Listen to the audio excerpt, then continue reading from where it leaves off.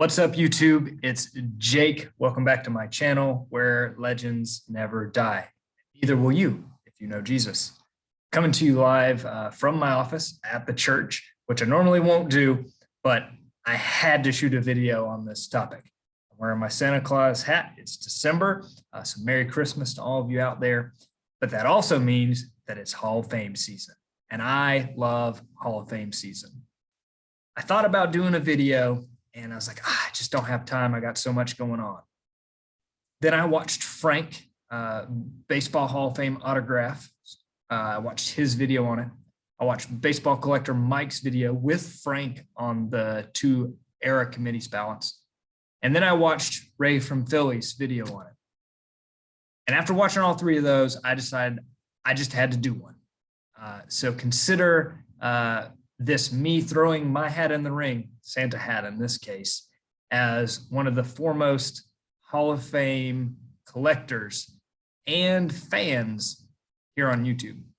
So this video mostly won't be this view of me. I'm going to go through a slideshow and talk about the early days baseball committee as well as the golden days baseball committee that are both meeting to vote on Hall of Fame candidates for the 2022 class. So without further ado, let's get to that and get it off my face. All right. So a few basics. Like I mentioned, we're going to talk about early baseball and golden days era committees that meet this year. We're going to talk about who's on the ballot, my criteria for how I base Hall of Fame candidacy and my opinion, who I'd vote for, and then my predictions about who will actually get in, because who I'd vote for and my predictions are not the same thing.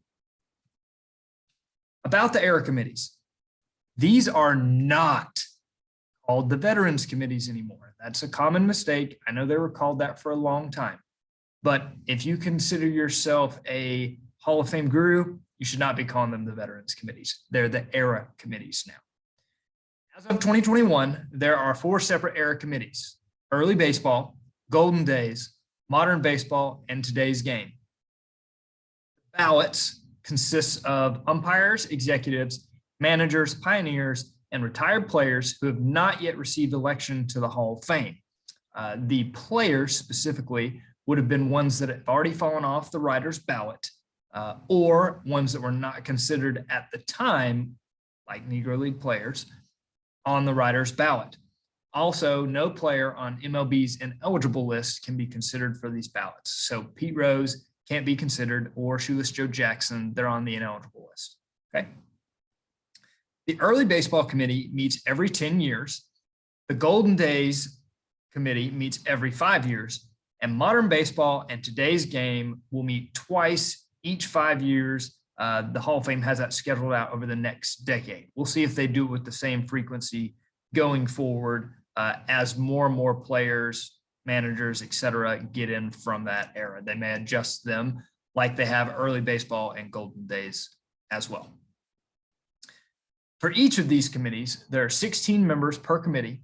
They have a max vote of 4 that they can put on their ballot, and 75%, aka 12 out of 16 of the votes, are required for election. Hall of Fame candidacy approaches. So most people are one of these schools of thought or a combination of more than one. There's the eye test, like a gut feeling, like I remember watching so-and-so player back in my day, and I always felt like he was a Hall of Famer. This is usually related to that sort of mentality, typically not with a lot of things to back it up as far as numbers, as statistics, things like that. Just like I feel like he was a Hall of Famer. You know, if I was playing with him, I know that was a great player. Then there are sabermetric stats and more qualitative stats. They don't always have to be sabermetrics.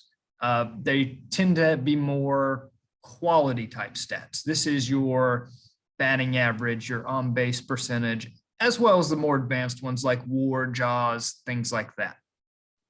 ERA, the WHIP. There's a couple more examples that people are familiar with. Quantitative stats are counting stats. So this would be the quote unquote compiler stats. Hits, home runs, RBIs, runs, your traditional stats that all baseball fans are familiar with. Then we have my system, which is what I'm going to talk about next. Granted, this is mostly quantitative. I'll just go ahead and put that out there, but I'm going to go over what it is. I have a separate spreadsheet for this that I'll mention briefly at the end. For my approach for hitters, you either have to meet one automatic threshold or meet two qualifiers. The automatic threshold, which you would just need one of these as a hitter, would be 500 or more home runs, 3,000 or more hits, 800 or more stolen bases, 1,800 or more runs, 1,800 or more RBIs, 12 or more gold gloves, 12 or more silver sluggers, 3 or more MVPs, 15 or more all-stars, time all-stars, and 5 or more batting titles. Now, for those, you may be like, wow, that's steep, Jake. Like, those are tough. I consider these automatic. Like, you hit one of these, you're in. Like, done. Once you hit this and you've been in the league for 10 years, which is a requirement from the Hall of Fame itself, to me, you're in. No doubt. Argument over. Qualifiers, which this will be the majority of your Hall of Famers for me, as I see the automatic thresholds as an inner sanctum, which doesn't actually exist in the Hall of Fame. But for me, that's how I perceive those players. Your Aarons, your Roos, your Mays, your Cobbs, they're all in that segment of players that we're talking about. They all meet one or more of the automatic thresholds, okay? Qualifiers is how I evaluate the rest of players for the Hall of Fame. In my opinion, they need to meet two of these: 400 or more home runs, 2,500 or more hits, 500 or more stolen bases, 1,500 more or more runs, 1,500 or more RBIs, 7 or more gold gloves or 7 or more silver sluggers, 2 or more MVPs, 10-time All-Star or more, 3-time batting title or more, and a Triple Crown winner can also be a qualifier. Okay, so that's hitters. For pitchers, it's very similar. Same kind of system, same automatic threshold, two qualifiers approach, just the stats are a little bit different. I'll go over them quickly. Automatic thresholds for pitchers: 300 or more wins, 3,000 or more strikeouts, 500 or more saves, 12 or more gold gloves, 12 or more silver sluggers, 3 or more Cy Youngs, 3 or more MVPs, 15-time or more All-Star, 5-time or more pitching title. Qualifiers, meaning they need to have at least two. Again, I'll go through them quickly since we just talked about them with the hitters. 200 or more wins, 2,500 or more Ks, 400 or more saves, 7 or more gold gloves, 7 or more silver sluggers, 2 or more Cy Youngs, 2 or more MVPs, 10 or more all-times or more All-Stars, 3-time pitching titles or more, and Triple Crown winner. Okay, so those are my approach to how I evaluate Hall of Fame candidates. I came up with these statistics before I embarked on the endeavor of building my own spreadsheet.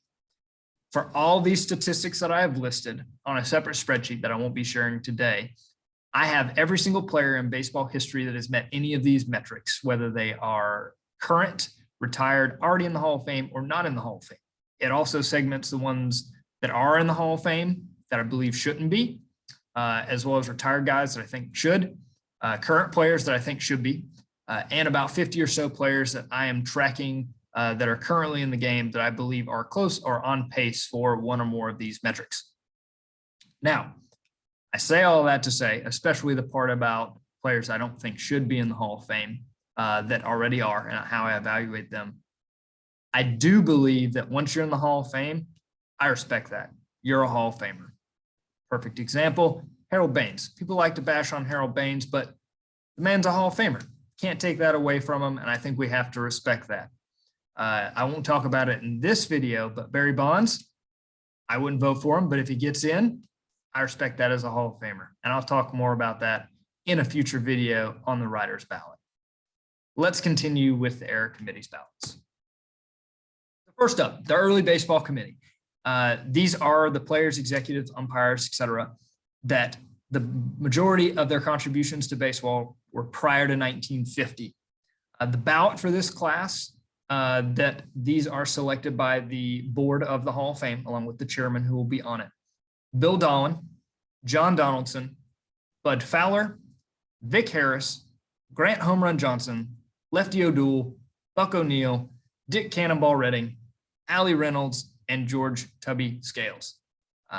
You probably already know all these names as you're following Hall of Fame candidacy already for this year. It is an honor just to be on the list to be considered. I will say that before we get into it. Again, maximum of 4 could be elected as each of the 16 members of the committee only get 4 votes. Now, something you may not have seen somewhere else, unless you've been snooping around the Hall of Fame's website, is who's on this committee, who's voting for these people. And I'm going to list them out for you. Current Hall of Famers, Burt Blyleven, Fergie Jenkins, John Schuerholz, Ozzie Smith, and Joe Torre are on this committee. Executives Bill DeWitt, Ken Kendrick, and Tony Regans are on this committee. And then veteran media members and historians, Gary Ashwell, Adrian Burgos Jr., Leslie Heafy, Jim Henneman, Justice Hill, Steve Hurt, Rick Hummel, and the esteemed John Thorne are all on this committee. I also want to point out that there are more veteran media members and historians on this committee than the Golden Days Committee.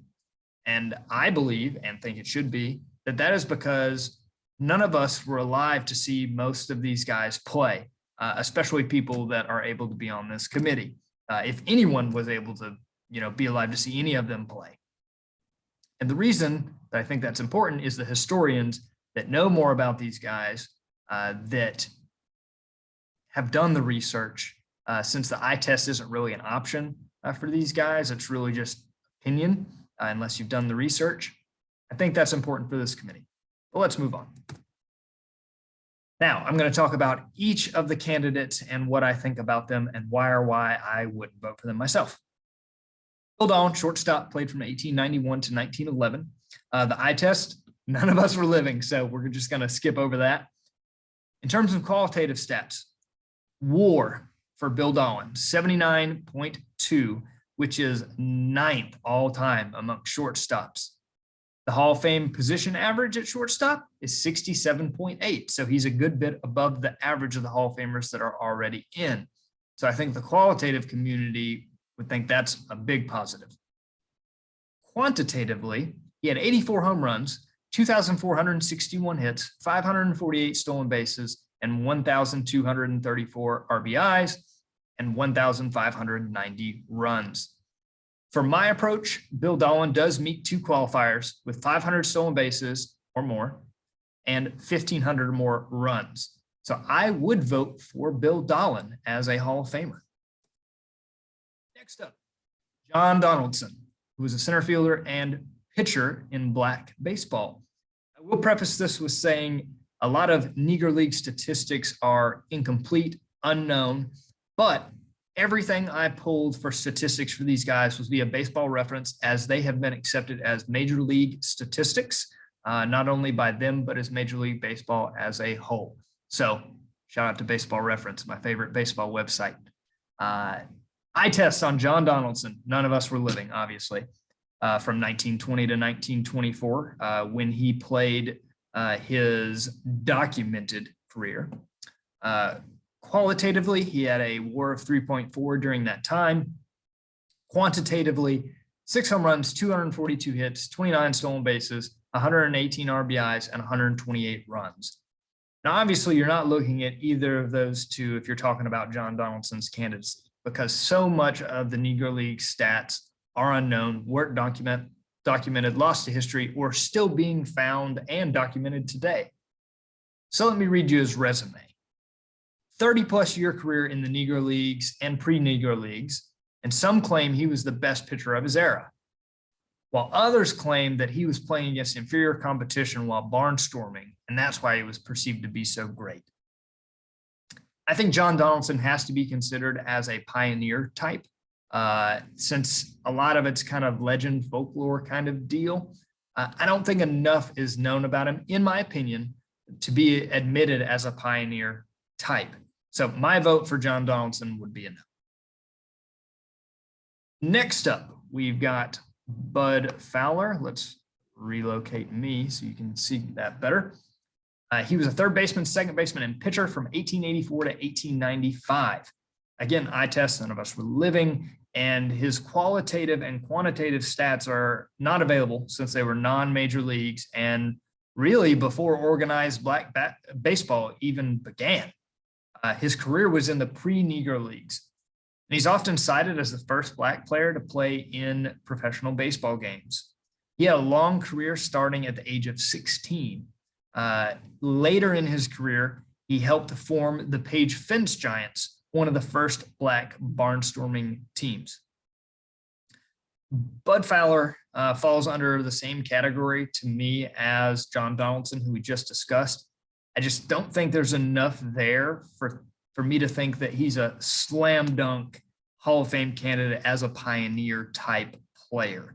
I'm pretty strict on pioneer type guys, so I wouldn't vote for a lot of them anyways. So I'm going to have to say no to Bud Fowler as well. Next up, as we relocate me again so you guys can see Vic Harris. He was a left fielder and manager. The eye test, none of us were living. I'm not going to continue to read that every time. His qualitative and quantitative, again, were limited because of documentation of Negro League statistics. However, they're more significant than some of the other documented players. 733 hits, 401 ribbies, 478 runs, pretty good. But the key part about Vic Harris is in his resume. Not only was he a player in the Negro Leagues for 25 years, he also was one of the more successful Negro League managers for a dozen years. He led the Homestead Grays legendary team in the Negro Leagues to 6 Negro League pennants and a Negro League World Series in 12 years with a winning percentage of .663. Pretty crazy. So in my opinion, if any Negro League manager ever that's currently not in the Hall of Fame deserves to be in, I think it's Vic Harris. I would vote for him.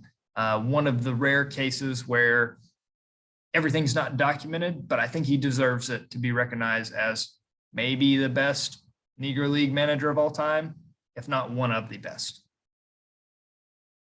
Next up, we've got Lefty Duel.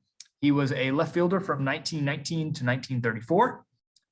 His stats while in Major League Baseball, 25.5 WAR, quantitative 113 homers, 1,140 hits, 36 stolen bases, 542 ribbies, 624 runs.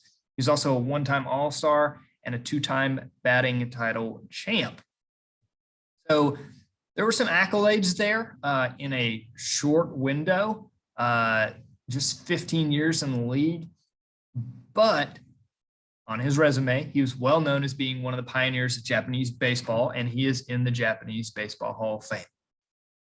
If it was up to me, I would be voting no, as he meets 0 qualifiers. And to me, he isn't big enough to be in as a pioneer either. It's great that he's honored in the Japanese Baseball Hall of Fame, but I think that's where he should be honored, as it is the Major League Baseball Hall of Fame. It isn't the world's Hall of Fame, kind of like the Basketball Hall of Fame perceives themselves to be.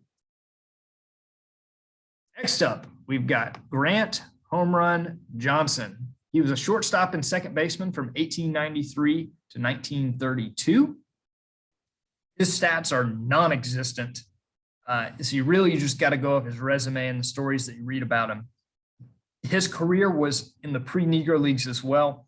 He also helped form the Page Fence Giants, one of the first black barnstorming teams. He played semi-pro baseball and professional baseball until he was 58 years old. So no doubt he had a very long career and was influential in the development of black baseball.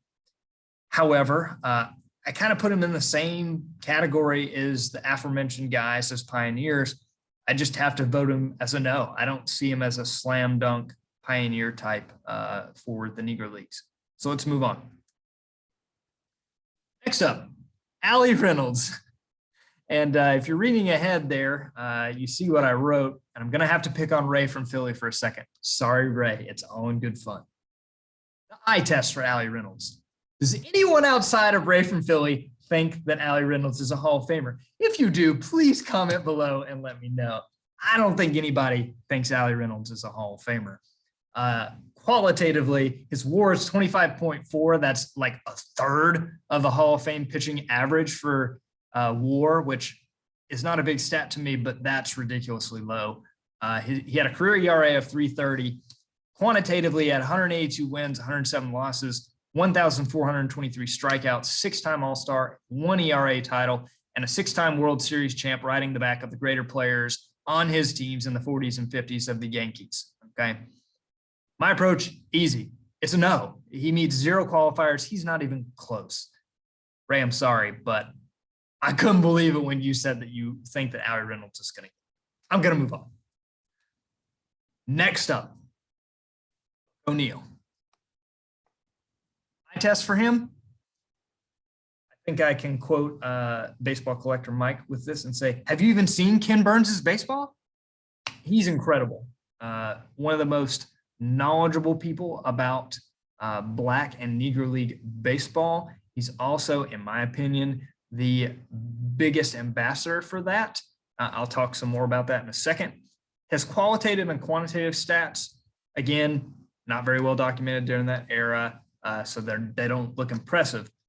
But Buck ONeil's widely known as the greatest ambassador of the Negro Leagues, and he's one of the greatest for baseball, period. He's also the first Black coach in MLB in 1948. Not manager, that was Frank Robinson, but coach. My opinion, I would vote for Buck ONeil. It's a shame that he's not living to see this day. But outside of Jackie Robinson, I believe he's the most influential Black ambassador for the game of all time. Buck, hope you get in, man. Next up, George Tubby Scales. Let's briefly go over his stats. WAR of 22.4, 64 homers, 686 hits, 48 stolen bases, 489 RBI, 435 runs.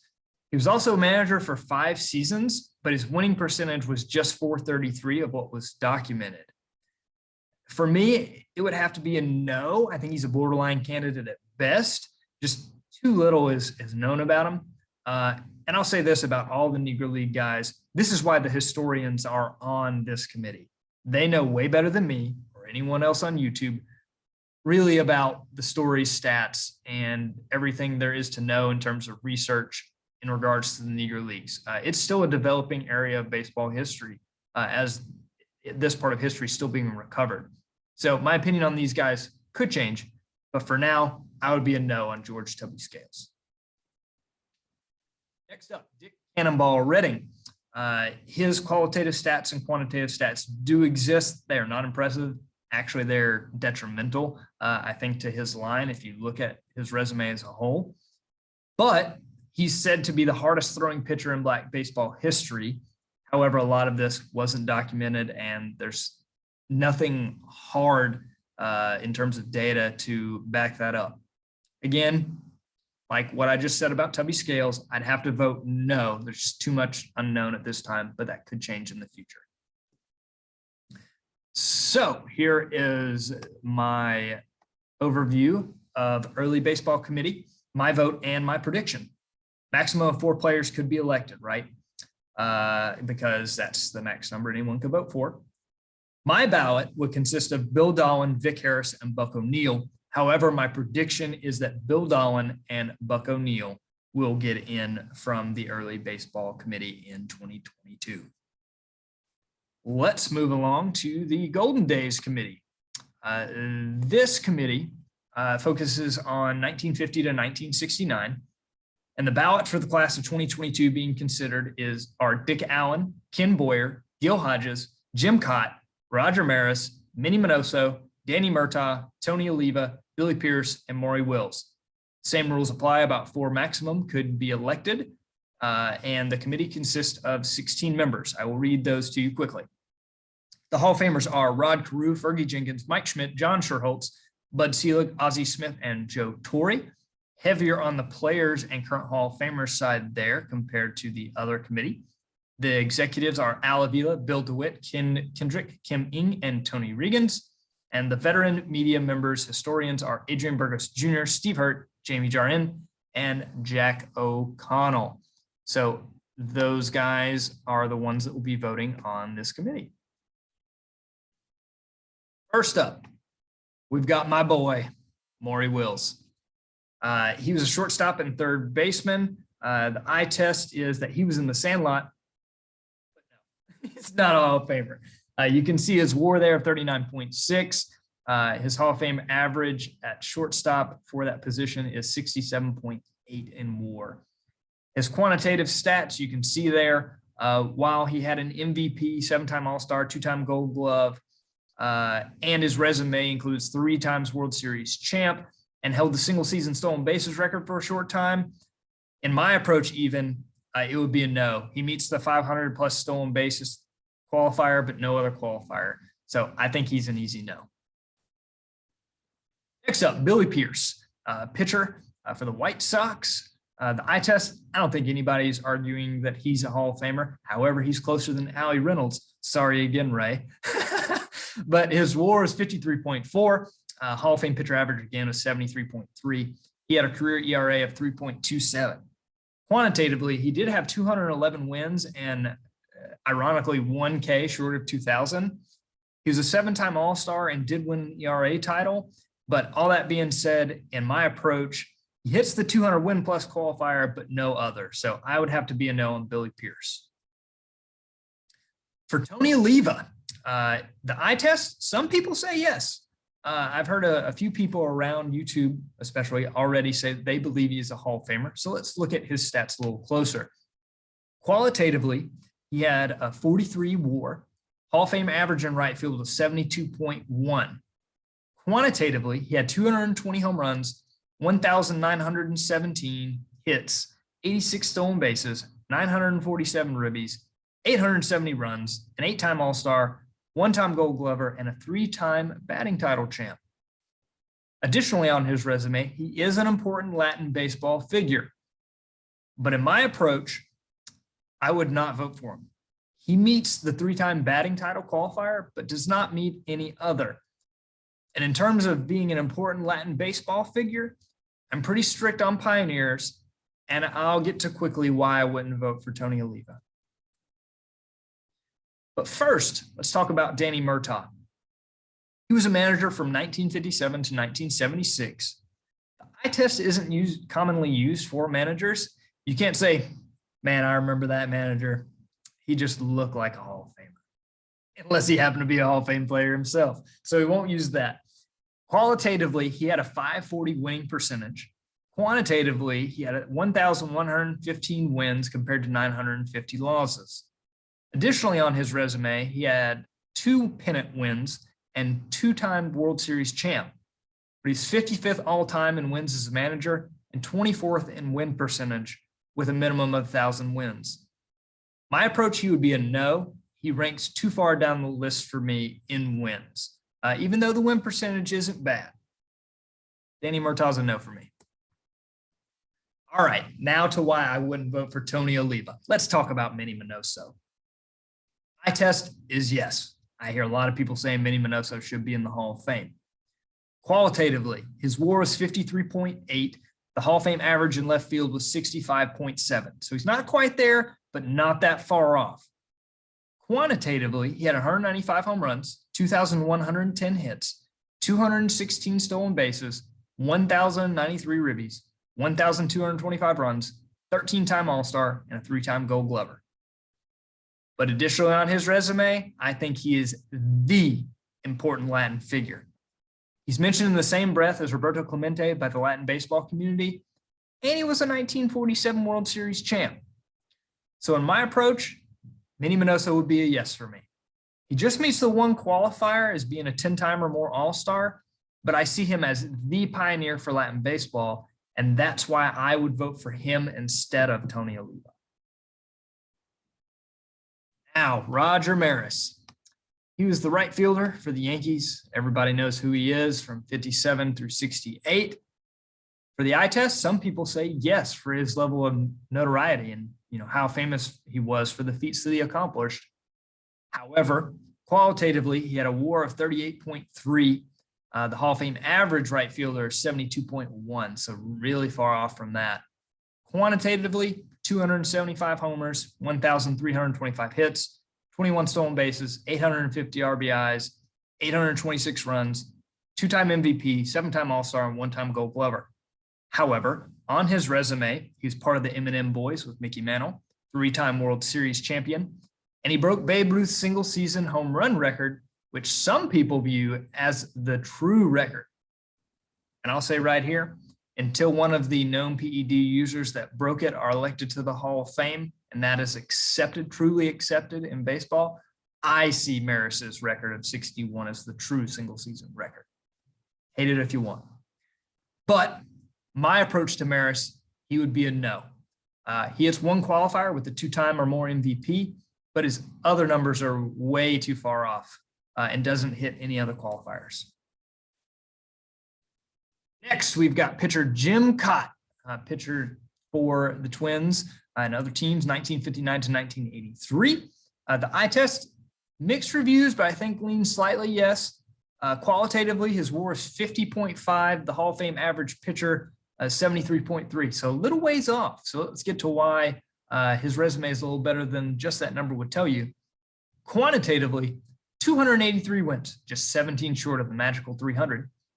207 losses, 2,461 strikeouts, a three-time All-Star, and a 16-time Gold Glover. That doesn't happen by accident, fellas.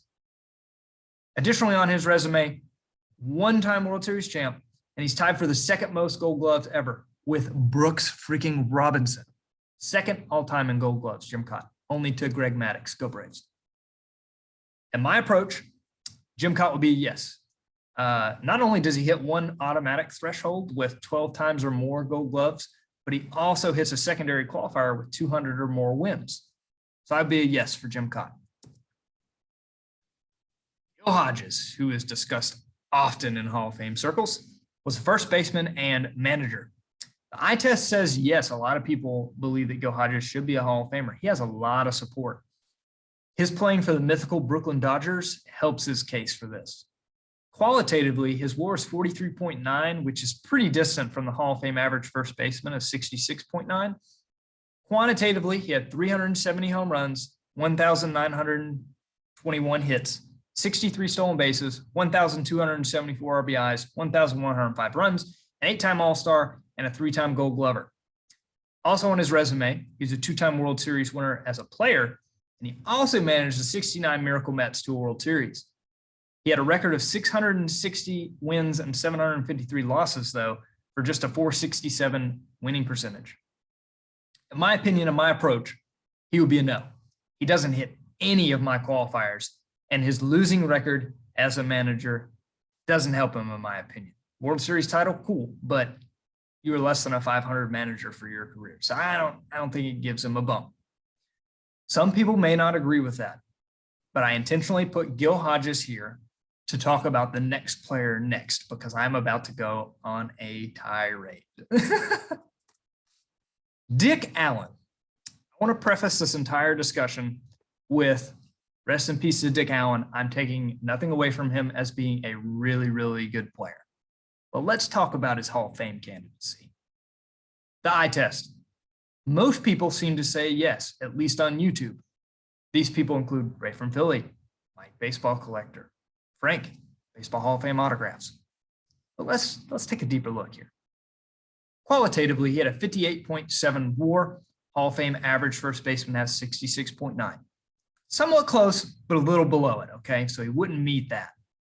Quantitatively, he had 351 home runs, 1,848 hits, 133 stolen bases, 1,119 RBIs, 1,099 runs, seven-time All-Star, and did win an MVP. The note on Dick Allen. He has less home runs, less hits, less RBIs, less runs, and less All-Star appearances than Gil Hodges. So if you think Gil Hodges shouldn't be a Hall of Famer, how in the world do you think Dick Allen should be? Well, you may say, Jake, but wait, Gil Hodges played longer than Dick Allen. No wonder he has more counting stats than him. Sure, but there's a value, in my opinion, to being a player that has longevity. That means they were good enough to keep playing for that long, or were able to stay healthy long enough. You know, they're not a what if player. You know, it's what they actually did. Those numbers are fact. Okay. Yes, there were less years. Yes, Dick Allen had more WAR. But he would be a no in my approach. He doesn't hit any of my qualifiers, really doesn't come close to any of them. And I don't understand the Dick Allen love. Rest in peace, Dick Allen. It's untimely about his passing. And if he does get in, it would be a shame that he does after he passed away. And I'll also add this while I'm talking about the Gil Hodges, Dick Allen, and others debate.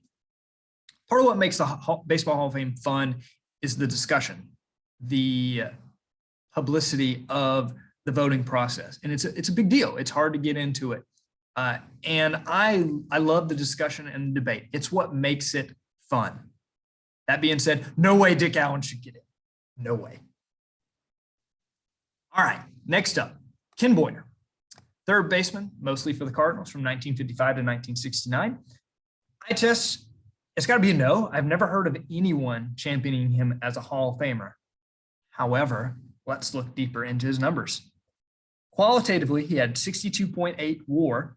Hall of Fame average third baseman, 68.6. That's a heck of a lot closer to the Hall of Fame average than Dick Allen is. Yeah. Quantitatively, he had 282 home runs, 2,143 hits, 105 stolen bases, 1,141 ribbies, 1,104 runs, was an 11-time All-Star, a 5-time Gold Glover, and won an MVP award. Also on his resume, he had a 1-time World Series championship win. In my approach, he's still a no. He has one qualifier with 10 times or more All-Star appearances, but no others. However, he probably deserves more consideration and is closer than most people think, and is better than some of the other players on this list that may actually get in the Hall of Fame this year. All right, so now let's summarize the Goal Days Committee, my vote, and my prediction. A maximum of 4 could be elected, as each of the 16 members of the committee only get 4 votes, like mentioned on the early days of baseball ballot committee as well. My ballot would be Minnie Minoso and Jim Cott, which I illustrated to you guys. However, my prediction differs from that, as I believe that Dick Allen will get a lot of sympathetic votes with his untimely passing, and for some reason, he has a lot of support. I think he will get in. Minnie Minoso, I believe, will get in, deservedly so, as a Latin pioneer in the game of baseball. And I just have this feeling that Gil Hodges is finally going to get in. I feel like he's got a lot of support, and I think it's just his time. He's always talked about as one of the guys that's been left out that should be in the Hall of Fame. So if you stuck with me this long, thank you for checking it out. I hope you enjoyed my overview of both these era committees. I can't wait for the results to come out this Sunday, December the 5th. I will be watching intently. And no matter who gets in, I will celebrate them as new Hall of Famers. I will collect them, and they will then become legends that never die. Until next time, guys, thanks for watching. Keep collecting. And most importantly, God bless.